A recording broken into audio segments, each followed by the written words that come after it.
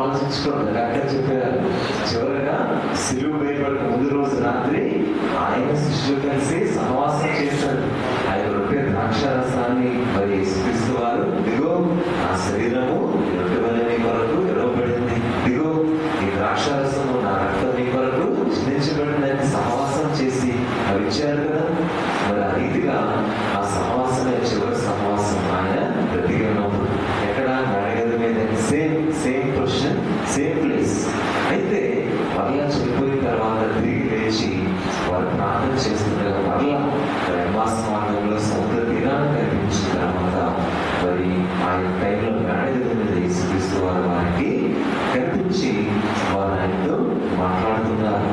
మరి ఆ సమయంలో ఆయన నిలిచి మీకు సమాధానము కలుగునగాక అని చెప్పారంట.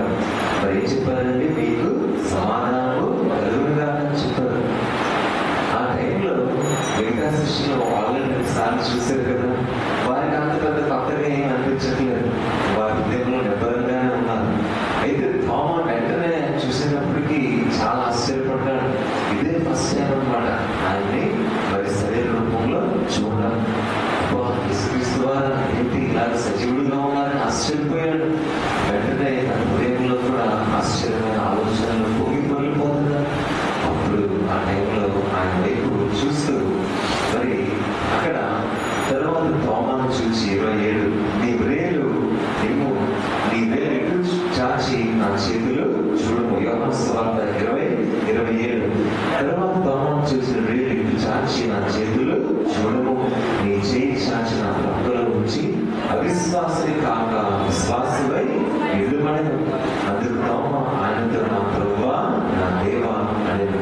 కాబట్టి ఆ టైంలో యేసుక్రీస్తు వారు చెప్తున్నారు, ఓ తోమా నువ్వు నన్ను నమ్మట్లేదు కదా, కాబట్టి నా యొక్క చేతులు చూడు, గాయాలు పొందిన నా హస్తాలు చూడు, రక్తము కారణ నా హస్తాలు చూడు, మరి ఆ యొక్క హస్తాలు చూసి తెలుసుకో, నా హస్తాలు చూడు, నీ పక్క గాయపరచబడి అని చెప్పారని. అదే విధంగా నా పక్కలో బల్లెము పొడవబడింది కదా, ఆ యొక్క గాయాన్ని చూడు, నీ ప్రేరు పెట్టు అని చెప్తున్నారు అన్నమాట. మరి యేసుక్రీస్తు వారు సర్వ మానవాళి కొరకు మరి ఆయన జీవితంలో మరి సంపూర్ణంగా ఆయన రక్షణ కార్యాన్ని శిలువ మీద ఆయన ముగించారు. ఎక్కడ ముగించారండి? శిలువ మీద ముగించారు. శిలువ మీద ముగించి ఆయన ముగించిన తర్వాత మరి గొప్ప విజయాన్ని ఆయన పొందుకున్నారు. అందుకే శిలువ మీద కార్యాన్ని ముగించిన తర్వాత యేసుక్రీస్తు వారు మరి గొప్ప జయశాలిగా 3వ దినాన్ని తిరిగి లేచారు. అందుకే యేసుక్రీస్తు వారు తన కార్యాన్ని ముగించాలని అందరూ అనుకున్నారు, కానీ అక్కడితో అది ఎండ్ అవ్వలేదు, అక్కడితో అది ముగింపు కాలేదు. దేవుని స్తోత్రం, హల్లెలూయా. 3వ దినాన్ని తిరిగి లేచారు. అందుకనే ఆ రీతిగా సజీవుడైన దేవుని కుమారుడిగా ఆయన ఉన్నారు. అందుకనే ఈ లోకంలో చాలా మంది ఏమంటారంటే నేను చూస్తేనే తప్ప నేను నమ్మను అంటారు. ఏమంటారండి? చూస్తేనే తప్ప నేను నమ్మను అంటారు ఈ లోకంలో. అందుకనే మనకి సందేహాలు, అనుమానాలు మన పనులు, మన హృదయంలో ఆది నుంచి సాధారణంగా మనలోకి తీర్చేసాడు. వాడు అందు నుంచి ఎక్కించేసి ఏం చేసినట్టు వాడు మనము ఎప్పుడు కూడా దేవునిలో ఉన్నా, దేవుని యొక్క మార్గంలో నిలిచినా, దేవుని మాట వింటున్నా దూరంగా ఉండిపోవాలి, వేరుగా ఉండాలి. మీరు దేవుని నుంచి దూరం అయిపోవాలి, మీరు ఎంత మాత్రం దేవునికి దగ్గరగా ఉండకూడదని వాడు ఎప్పుడు కూడా మనల్ని దేవుని నుంచి దూరం చేయాలనే వాడు ప్రయత్నం చేస్తూ ఉంటాడు. అందుకే సాధారణంగా ఆది నుంచి ఆదాము అవ్వని ఎలాగైతే డిస్టర్బ్ చేశాడో దేవుని బిడ్డలను, ప్రవక్తలను, అలాగే దేవునికి ఇష్టమైన బిడ్డల్ని తరతరాలకు అందరినీ కూడా వాడు మరి శోధించి దేవుని నుంచి దూరము చేశారు. దానికి మూల కారణం ఒకటే, మరి డౌట్, సందేహాన్ని పెట్టాడంటే ఆ సందేహం ద్వారా మనుషులందరినీ దేవుడి నుంచి దూరం చేశారు. అందుకనే ఎవరైతే నా యొక్క విశ్వాసం ఉంచుతారో వారు చనిపోయారో మరలా తిరిగి బతుకుతారని చెప్పారు యేసుక్రీస్తు వారు. దేవుని స్తోత్రం, హల్లెలూయా. అందుకనే ఆ టైంలో మనం చూస్తే మానవులందరికీ కామన్గా మామూలుగా ఉండేదే, అందరి జీవితాల్లో జరిగేదే. సందేహం అన్నది ప్రతి ఒక్కరి జీవితాల్లో ఉంటాయి, ఎన్నో సందేహాలు ఉంటాయి జీవితాల్లో. అయితే దేవుని విషయంలో వాడు ఇంకా బలంగా సందేహాల్ని కలిగజేస్తారు. అందుకనే ఆ టైంలో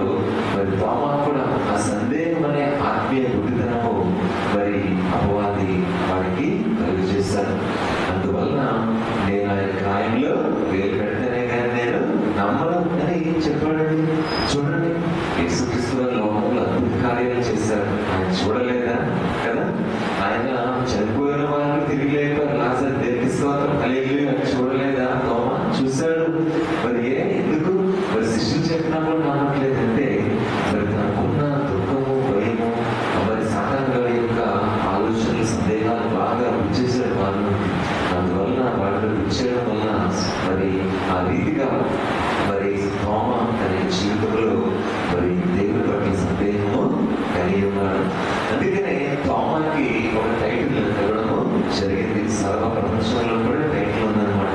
ఒక పేరు కట్టబడింది. ఆ పేరు ఏంటంటే డౌటింగ్ థామస్.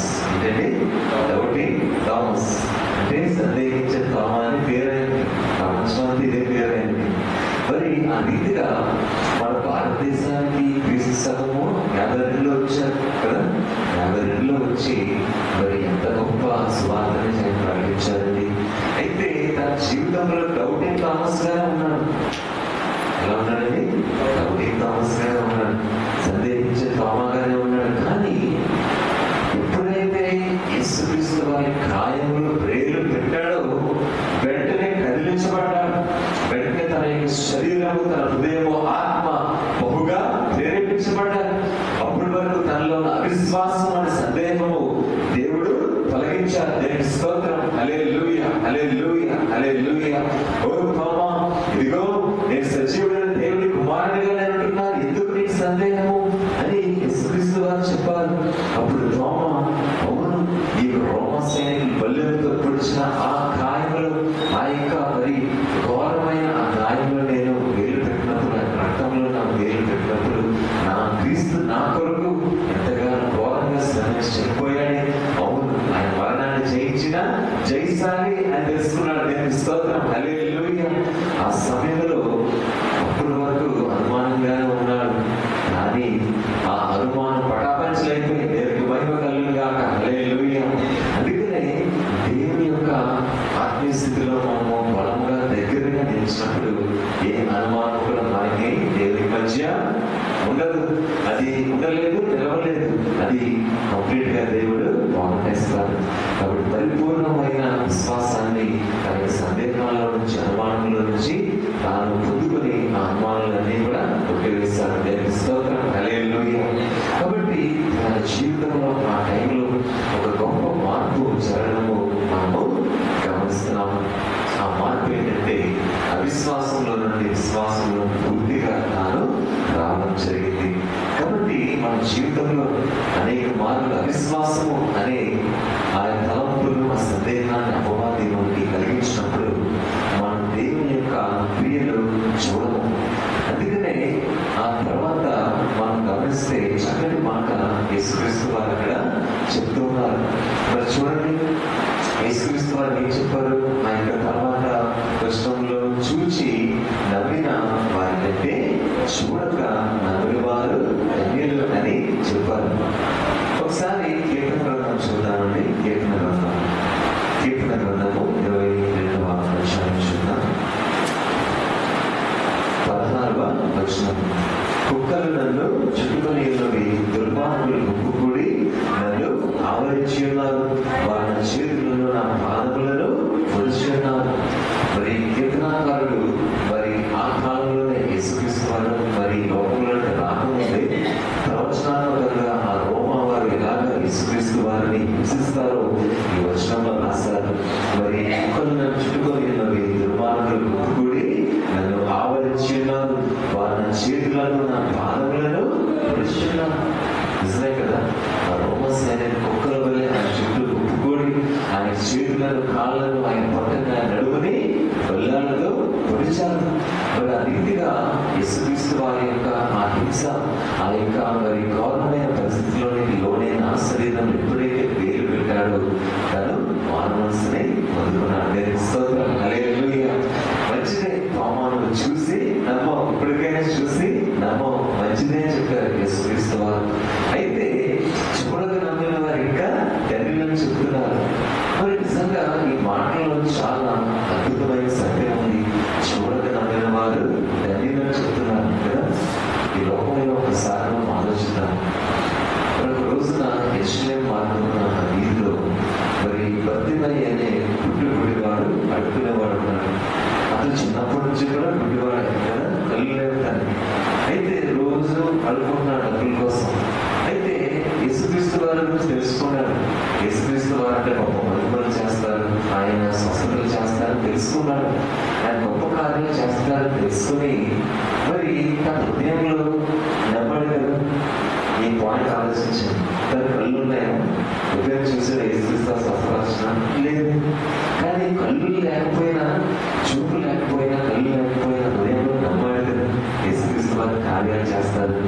మరి ఆ విశ్వాసం గుడ్డి విశ్వాసం, అది చెప్పండి, అది గుడ్డి విశ్వాసమా? కాదే, అది ఆత్మలో ఉన్న విశ్వాసం. దేవుని స్తోత్రం, హల్లెలూయా. గుడ్డివాడైనా చూడకపోయినా నమ్మాడు ఇక్కడ. దేవుని స్తోత్రం, హల్లెలూయా. అదే అక్కడ పాయింట్. అందరూ కళ్ళుండి ఆయన చూసి వెంబడించి అన్ని వింటున్నారు, కానీ చూస్తున్న కళ్ళుండి ఆయన శక్తిని తెలుసుకోలేని వారుగా ఉన్నారు. ఎంత దయనీయమైన స్థితి!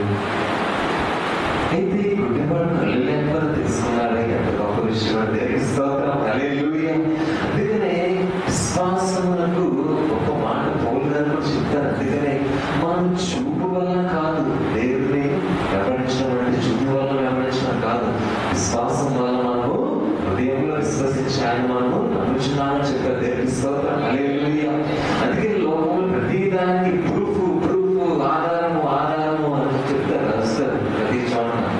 ఏదైనా ఒక అన్యాయం జరిగితే, తప్పు జరిగితే, ఎవరైనా దొంగలింగ్ చేసినా లేకపోతే మర్డర్ చేసినా, మరి ఆధారం ఏది, ప్రూఫ్ ఏది అని అడుగుతారు. ఏది ప్రూఫ్ చూపించారు, అప్పుడు నమ్ముతారు. ప్రతి దానికి ప్రూఫ్ ఆధారం అని అడుగుతారు. ఎందుకు? చూస్తేనే కానీ లోకము నమ్మదు. అయితే ఆత్మీయ స్థితిలో ఈ యొక్క భౌతికమైన స్థితికి ఆత్మీయ స్థితికి సంబంధం వేరేగా ఉంది. మన దేవుడు నమ్మాలంటే హృదయంలో మనము విశ్వసించాలి. అందుకని ఎన్నో మంది చూపులని వారు యేసుక్రీస్తు వారు చూశారు, కానీ వారు విశ్వసించలేకపోయారు.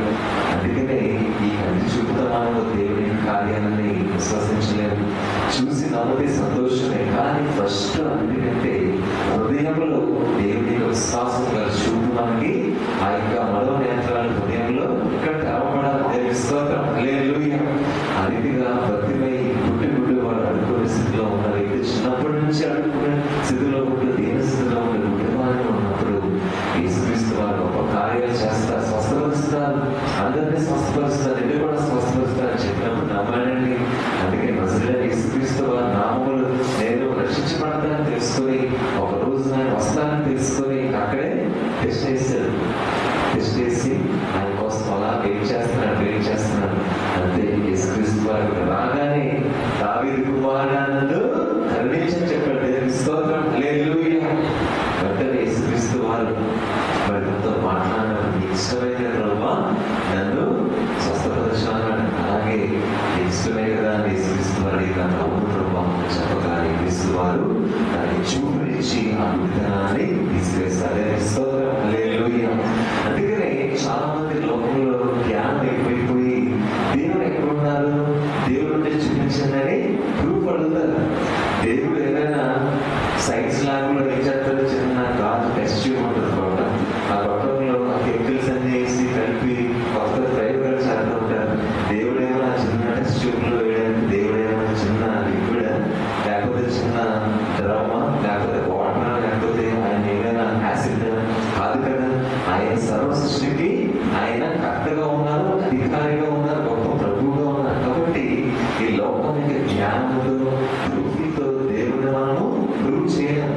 అందుకనే దేవుడు ఎప్పుడు కూడా ఈ లోక జ్ఞానంతో మనము అర్థం చేసుకోలేము, కానీ మన హృదయంతో విశ్వసించినప్పుడు దేవుడిని నమ్మగలం. దేవుని స్తోత్రం, హల్లెలూయా.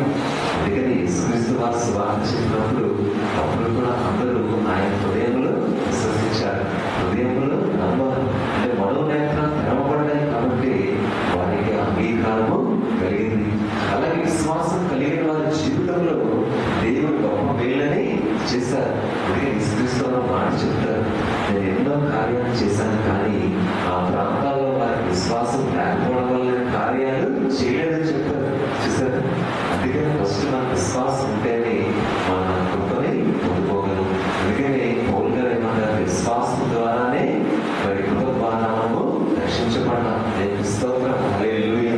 కాబట్టి ఈ లోకంలో మనము ప్రూవ్ చేసుకోవడానికి దేవుడు ఒక వస్తువు కాదు, ఒక మనిషి కాదు, ఆయన ఒక సంఘటన కాదు, అన్నిటికీ అతీతమైన గొప్ప దేవుడుగా ఆయన ఉండాలి. కాబట్టి మనసు ద్వారానే ఆయన మనము తెలుసుకోగలం. అందుకనే దేవుడు ఏమన్నాడంటే, నేను మీకు ఒక ఆదరణ కల్పిస్తున్నాను చెప్పారు. ఆ ఆదరణ దేవుడంటే పరిశుద్ధాత్మ. ఈ పరిశుద్ధాత్మ మిమ్మల్ని సర్వ సత్యములోనికి నడిపించిన చెప్పారు. దేవుని స్తోత్రం, హల్లెలూయా. అందుకనే నేనే సత్యం అని చెప్పారు. ఏమన్నారండి?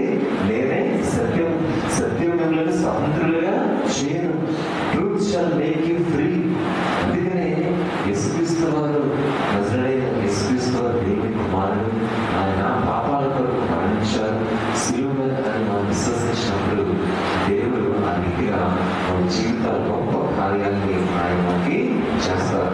చాలా మంది లోకంలో మనం ఆలోచిస్తే మరి సండే ఎలా ఉంటుంది, చాలా మందికి సండే ఎలా ఉంటుంది, ఆదివారం మామూలు రోజుకుంటుంది కదా. అందరూ 6 రోజులు పనిచేసి సండే రోజు హాయిగా ఉరకబెట్టి కుదురుగానే నిద్రపోతారు కదా, హాయిగా రెస్ట్ తీసుకుంటారు. అంటే ఎంజాయ్మెంట్ డేగా లోకాన్ని ఉంటారు. అంటే క్రైస్తవులుగా మనకి సండే ఏంటి? దేవుని యొక్క విశ్రాంతి దినం. ఆ రోజున మనం ఆహ్లాద చేస్తామా? చేయం కదా.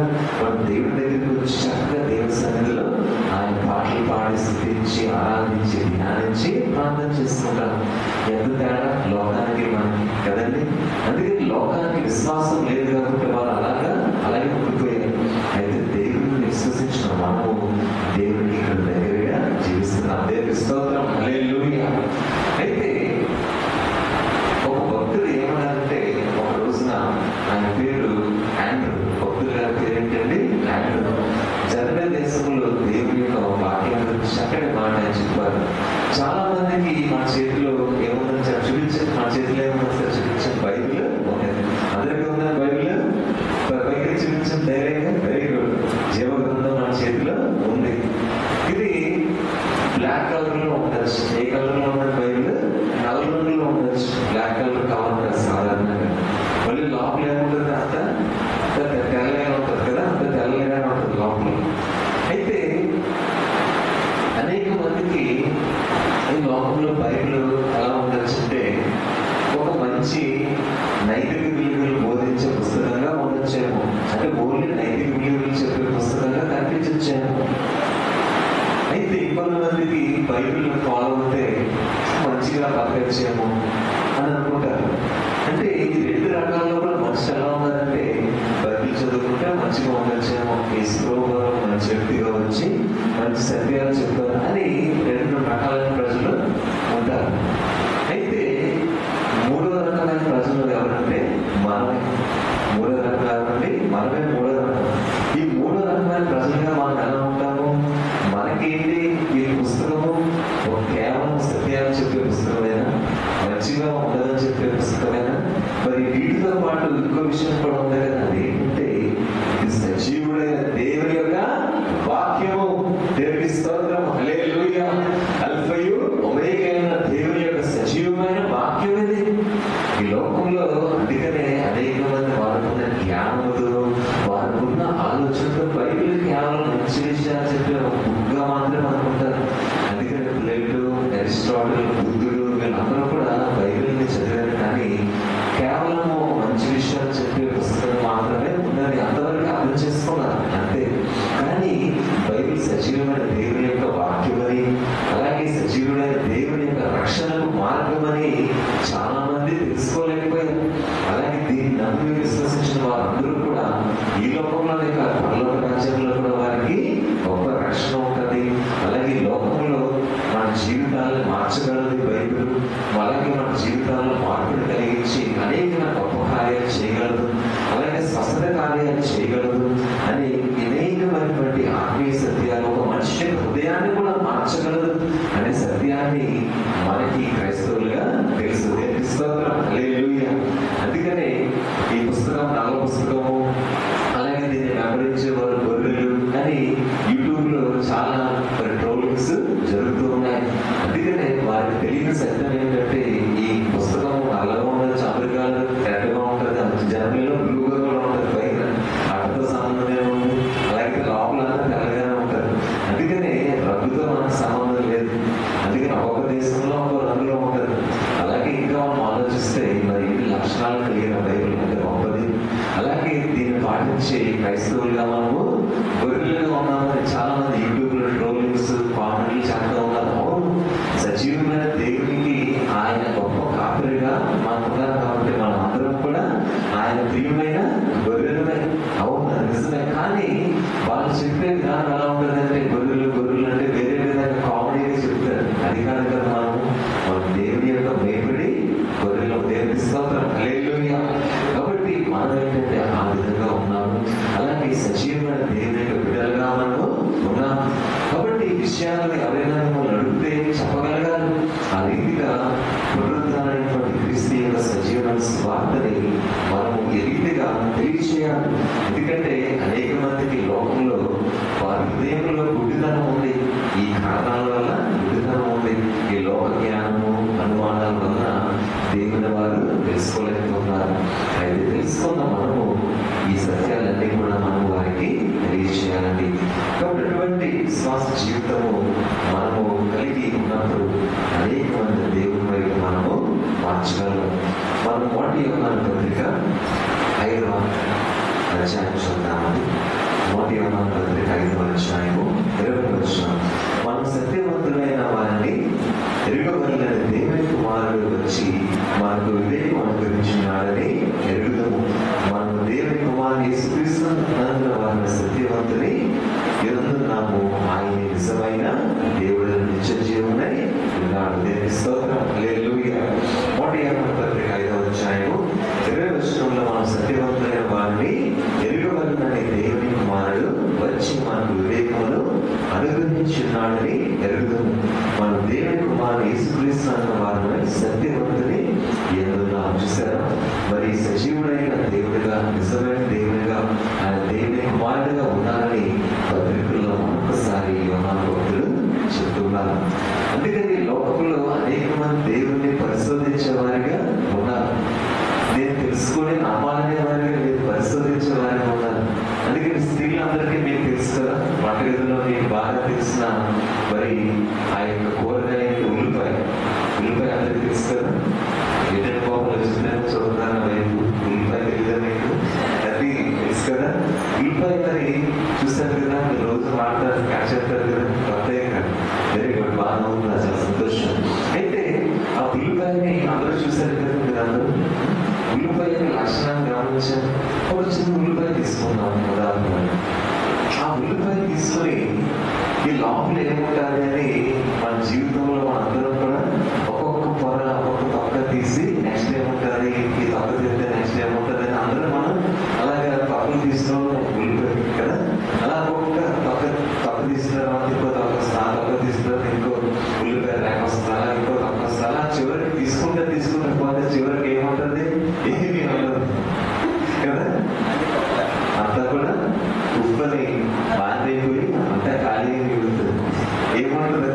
అలాగే లోకంలో కూడా అనేక మంది దేవుణ్ణి వెతికినప్పుడు పరిశోధించే విధంగా వెతుకుతున్నారు.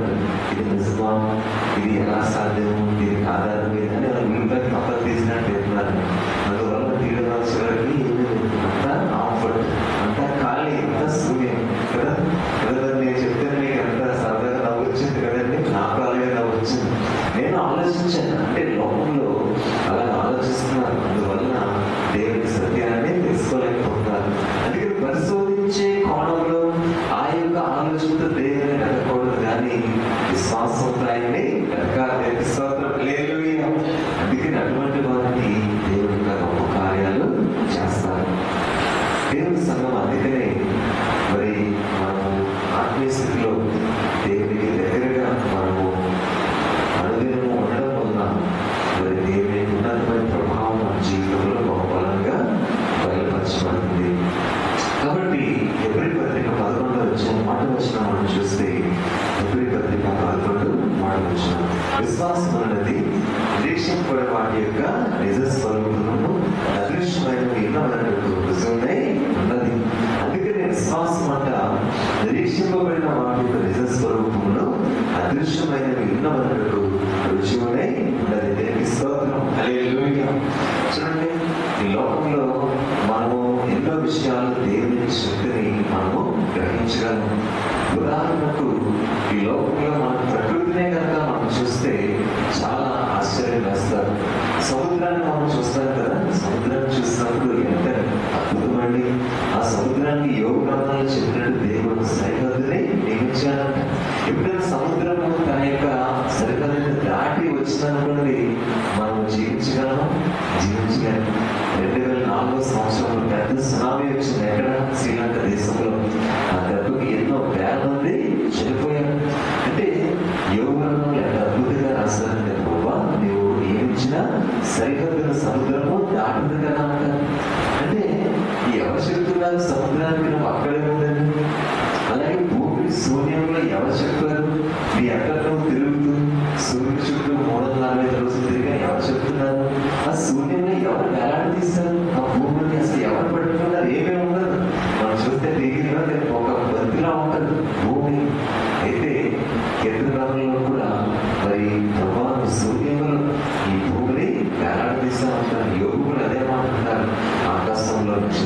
నన్ను అనేకమైనటువంటి గ్రహాలుగా వేలాడదీస్తారు. మరి ఆ రీతిగా ప్రకృతిని శాసిస్తూ నడిపిస్తూ ఆయన ఉన్నారు. అందుకే యేసుక్రీస్తు సిలువ వేయబడిన తర్వాత, చనిపోయిన తర్వాత అక్కడ భూకంపం కూడా వచ్చింది. అంత మేఘాలనే చీకటైపోయి స్తోత్రం హల్లెలూయా. దేవుడు చెప్పినట్టుగా ప్రవక్తల ద్వారా యేసుక్రీస్తు సిలువ వేయబడినప్పుడు అంట చివరిగా అంత మేఘాలనే చీకటి కమ్ముకుంటే ఆయన భూమి కదిలించబడుతుందంట. అప్పుడు కూడా ఆ సాక్ష్యాన్ని మనము చూడగలిగాం. అందుకని సముద్రాన్ని గద్దించిన దేవుడు, ముమ్మలం చేసిన దేవుడు సముద్రం మీదే నడిచారు. దేవుని స్తోత్రం హల్లెలూయా. కాబట్టి ఈ సృష్టి అంతా కూడా దేవుడు ఉన్నారు, సజీవుడు అని మనకి తెలియజేస్తుంది. అలాగే మన జీవితంలో అనేకమైన విషయాల్లో మనం సహాయం పొందుకుంటున్నాం అనుకోండి, అది దేవుడిచ్చిన సహాయమే. ఇలాంటి ఎండలో రోడ్డు మీద వెళ్తున్నప్పుడు ఒకవేళ మన బండి, మన కారు కానీ ఏదైనా సరే, ఆటో కానీ అది మధ్యలో ఆగిపోయినప్పుడు మనకు అనిపిస్తుంది, బాబు ఏంటి ఎండలో నేను ఆగిపోయాను, ఏం ప్రభా ఏంటి ఎండలో ఆగిపోయాను, ఇంత మండి టైంలో ఆగిపోయాను మనకు అనిపిస్తుంది. పెట్రోల్ అయిపోయి లేకపోతే ఏదైనా ప్రాబ్లం వచ్చింది అనుకోండి, బైక్ తెగిపోయి బండి కానీ ఆటో కానీ కారు కానీ ఆగిపోవచ్చు. ఈ మండి టైంలో ఆగిపోయిన ప్రభా ఏంటి పరిస్థితి అనుకుంటాం. అయితే అలాంటి సమయంలో పరిస్థితులు ఎవరో ఒకరు మనకు వచ్చి సహాయం కూడా చేయొచ్చు. అయితే వారు సహాయం చేసినప్పుడు మనం ఆలోచించాలి, ఎవరు పంపించారు వ్యక్తిని అని మనము ఆలోచిస్తే అది దేవుడే మనకి సహాయం చేశారు. పరిస్థితిలో దేవుడే మనకి మనిషి రూపంలో వచ్చి ఒక వ్యక్తిని ప్రేరేపించి మన ఎన్ని కాలంలో సహాయం చేశారు. స్తోత్రం హల్లెలూయా. అందుకనే మరి మన యొక్క ప్రాంతంలో మనం చూస్తే మరి ఫాదర్ హయ్యర్ అని ఒక దేవస్థానం ఉండేవారు. ఫాదర్ హయ్యర్ అని ఆయన పేరు. ఆయన గుంటూరు ప్రాంతంలో ఒక సేవ చేశారు. మరి ఇలాంటి మొదటి టైంలో ఆయన మరి స్వార్థ సేవ కుష్ఠరోగుల మధ్య ఆయన చేస్తున్నారు. ఒకరోజు ఇదే సమయంలో ఆయన స్వార్థ చెప్తున్నప్పుడు మరి ఆయన వెళ్ళే ఆ యొక్క మరి ప్రాంతంలో ఆయనకి చాలా విపరీతమైన దాహము వేస్తుంది. ఏం వేసిన విపరీతమైన దాహం. అయితే దాహం వేసినప్పుడు ఆయనకి ఎక్కడప్పుడు నీరు అనేది లేదంటే, మనం అనుకున్నట్టుగా ఫుడ్ లేకపోయినా మనం జీవించగలం. నీళ్ళు లేకుండా ఈ కాలంలో ఉండలేము, చనిపోతారు మనుషులు. అయితే అటువంటి ఇష్టమైన సమయంలో ఒక మరి ఎవర వ్యక్తి, ఒక అబ్బాయి 20 ఏళ్ళ వ్యక్తి అదే దారిలో వెళ్తూ మరి ఒక చెరుకు రసాన్ని తన బ్యాగ్లో తీసుకెళ్తూ నడుస్తున్నాడు. అప్పుడు ఈయన చూసి మరి ఆగాడు. అప్పుడు ఈయన చెప్పారంట, బాబు నీకు ఏమైనా నీళ్ళు కానీ ఏమైనా ఉందో చూస్తానని, చాలా దాహంలో చచ్చిపోయినట్టుగా ఉన్నా చెప్పినప్పుడు ఆ వ్యక్తి ఏమంది ఈ చెరుకు రసం తాగని చెప్పాడు. దేవుని స్తోత్రం హల్లెలూయా. అలాగే దేవుడు ఎన్నో రూపాల్లో, ఎన్నో విషయాల్లో మనం ఊహించలేని రీతిలో దేవుడు అద్భుత కార్యాలు చేస్తారు. అందుకనే మన జీవితాల్లో ఎన్నో సాక్ష్యాలు మనము చెప్తాం కదండి. ఆ రీతిగా మరి దేవుడు గొప్ప కార్యాలు మన జీవితాల్లో, వ్యక్తిగత జీవితాల్లో ఎన్నో అద్భుతాలు మనకి చేస్తారు. ఆరోగ్య విషయంలో అవ్వచ్చు, అలాగే మన వ్యక్తిగత జీవితాల్లో, మన ఉద్యోగాల్లో అవ్వచ్చు, మన పిల్లల జీవితాల్లో అవ్వచ్చు, మన సెక్రటరీ